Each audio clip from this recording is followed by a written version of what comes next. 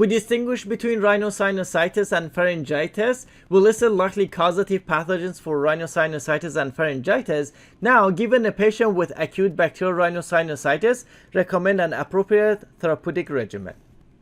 These are the 2012 IDSA guideline recommendations for bacterial rhinosinusitis. And they do recommend that empiric treatment should be initiated as soon as possible if you suspect bacterial rhinosinusitis, and this is for the purpose of shortening the duration of illness and to provide earlier symptom relief, restore quality of life, and also to prevent recurrent infection or suppurative complications. Now, keep in mind that the common pathogens for bacterial rhinosinusitis are the strep pneumo and strep pyogenes, which are gram-positive, and H. influenzae and Moraxella catarrhalis, which are gram-negative.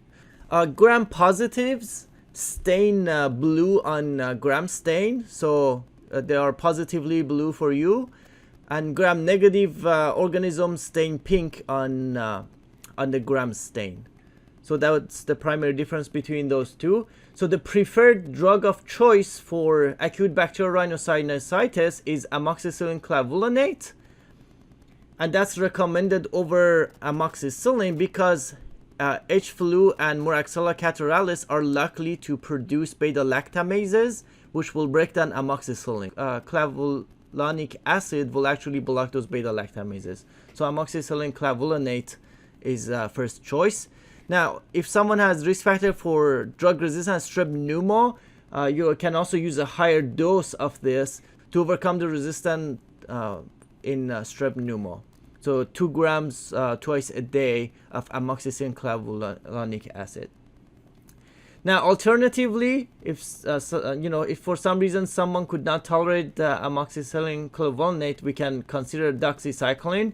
Now, the reason this is an alternative is because doxycycline does not have best activity against drug-resistant strep pneumo.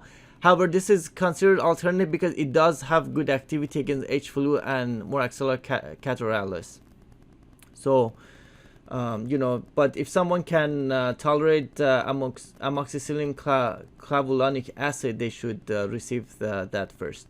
Now, the guideline says that beta-lactam agents are preferred over respiratory fluoroquinolones for initial empiric antimicrobial therapy. And that's a very good recommendation. And, as we know, respiratory fluoroquinolones are more likely to cause collateral damage. And also to add more to it, in 2016, the FDA added to the black box warning for fluoroquinolones. So this is from the levofloxacin package insert, where the black box warning is serious adverse reactions, including tendinitis, tendon rupture, peripheral neuropathy, and central nervous system. And more specifically, the FDA said because fluoroquinolones, including levofloxacin, have been associated with serious adverse reactions, which are listed above, you should reserve levofloxacin for use in patients who have no alternative treatment options for the following indications. So that includes urinary tract infections. So someone with uncomplicated urinary tract infections, if they have options, they should receive those other options. So only use fluoroquinolones if there are no other options. The same is true with bacterial sinusitis or rhinosinusitis. So if someone has, if someone can tolerate amoxicillin clavulanate, then they should get that instead of levofloxacin. Now, these are the things that you should avoid. So macrolides, so azithromycin does not have good activity against drug-resistant strep pneumo, so that should be avoided. Trimsulfa does not have good activity against drug-resistant strep pneumo or H-flu, so it should be avoided. Second and third generation oral cephalosporins do not have good activity against drug-resistant strep pneumo, so they should be avoided. And of course, clindamycin does not have activity against gram-negatives, so monotherapy should not be used. So if you are to use clindamycin, you should also use a second agent to cover H-flu and Moraxella catarrhalis. And clindamycin is also associated with Clostridioides difficile, and it's likely to cause collateral damage. It does have activity against gram negatives, So clindamycin should also be reserved last line for people who cannot tolerate other things. And even then, it should not be used as monotherapy. It should be used in combination. So in patients with penicillin allergy, it's recommended to either use doxycycline or respiratory fluoroquinolone.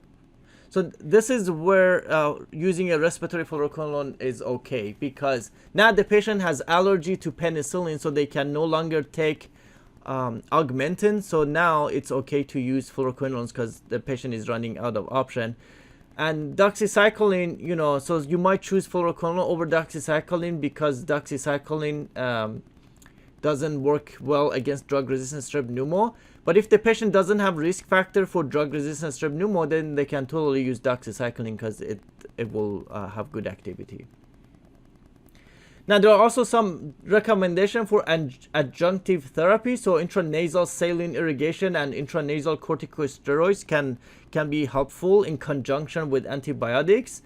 The IDSA does not recommend topical or oral decongestant, and they also do not recommend antihistamines specifically for bacterial rhinosinusitis because of lack of efficacy.